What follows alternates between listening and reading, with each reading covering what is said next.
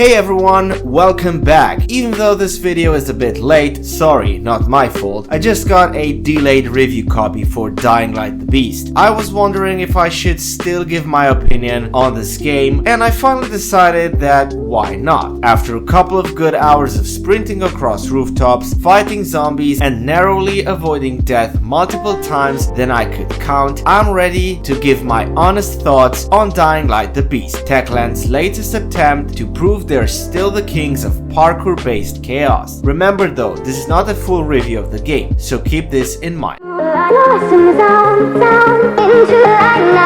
The story in Dying Light the Beast wastes no time dragging you into the chaos. The pacing is surprisingly tight, every major beat feels purposeful, and even the quieter story moments carry an underlying tension that reminds you are never truly safe. I can say that the narrative leans heavily into darker themes this time around: paranoia, mutation, human desperation. There are scenes that feel almost claustrophobic, like the world is closing in, and when the story wants to hit you emotionally, it does. It's immersive, it's moody, and it's constantly pushing you into the tense headspace where adrenaline and curiosity fight for control.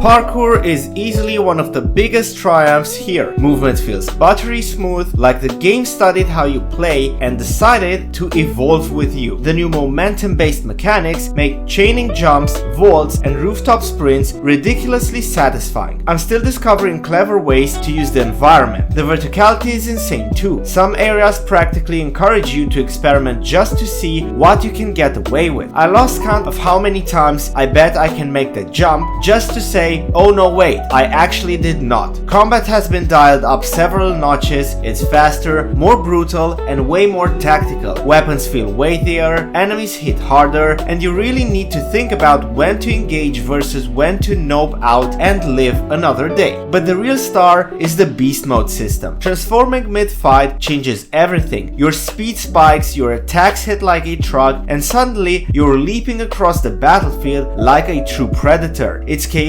in the best way. Powerful but not invincible. You still have to manage timing, stamina, and positioning, which keeps the fights from feeling like easy mode power fantasies. There's this dangerous rhythm to combat, like you're always one mistake away from disaster, and that tension makes every encounter feel earned, especially the chimera ones. Nighttime remains the crown jewel of the Dying Light experience. No matter how good you are, the night will humble you instantaneously. The volatiles are smarter and more aggressive than ever. Sound design is doing God's work here. Distant shrieks, rattling metal, it's incredible. But it's not just scary, it's rewarding. They turn the fear into motivation. I can still say nothing beats that rush of perfectly sticking on a rooftop while trying to escape a volatile pack screeching below you. Performance is surprisingly stable in Dying Light the Beast for an open-world action game of this scale. Frame rate stays consistent during parkour even when things get a bit more chaotic. Sure, there are some bugs, occasional animation quirks, some floaty objects, maybe a ragdoll or two that decided to ascend to heaven mid-fight, but nothing broke immersion enough to be game ruining. And the Beast actually feels more polished than previous major updates at launch. Visually, the glow up is real.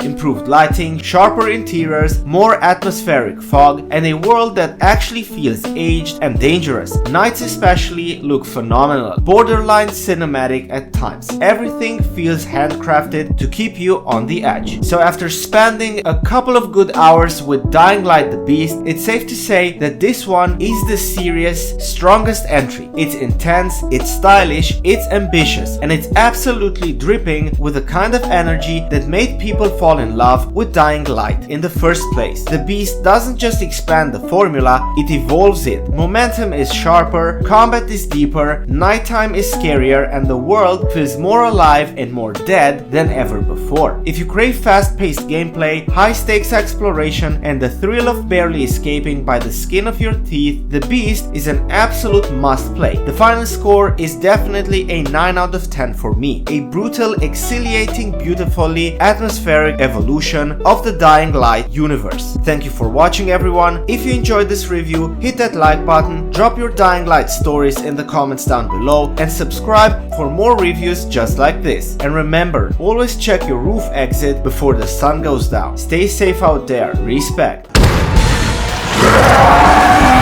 Oh fuck.